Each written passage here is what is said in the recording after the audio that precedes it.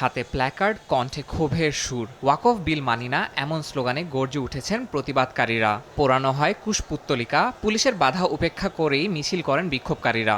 এই বিল আমরা কোনোভাবেই মানি না। তারা আমাদের পূর্বপুরুষদের জমি কেড়ে নিতে চাইছে। মাদ্রাসা, মসজিদ, কবরস্থান সবকিছুর ওপরই এখন নজর। এই সরকার ক্ষমতায় আসার পর থেকেই মুসলমানদের টার্গেট করে আসছে।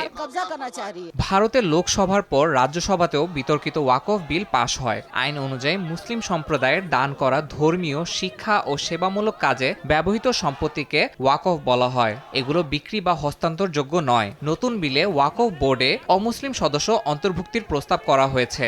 সরকারের দাবি, এই সংশোধনী স্বচ্ছতা বাড়াবে। বর্তমানে ভারতে প্রায় ৯ লাখ একর ওয়াকফ জমি রয়েছে। এই জমির উপর সরকারের সরাসরি নিয়ন্ত্রণ প্রতিষ্ঠাই বিলটির মূল উদ্দেশ্য বলে মনে করছেন বিশ্লেষকরা।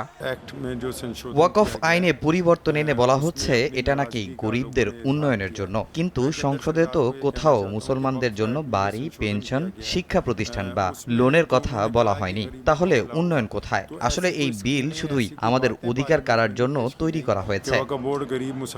বিতর্ক আর প্রতিবাদের মধ্যেই পাশ হয়েছে ওয়াকফ সংশোধনী বিল। এখন রাষ্ট্রপতির স্বাক্ষরের অপেক্ষা। তারপরই কার্যকর হবে নতুন আইন। তবে তার আগেই রাজপথে নেমেছেন মুসলিম সম্প্রদায়। সরকারকে কড়া বার্তা দিয়ে তারা বলছেন, ধর্মীয় অধিকার রক্ষায় তারা লড়াই চালিয়ে যাবেন।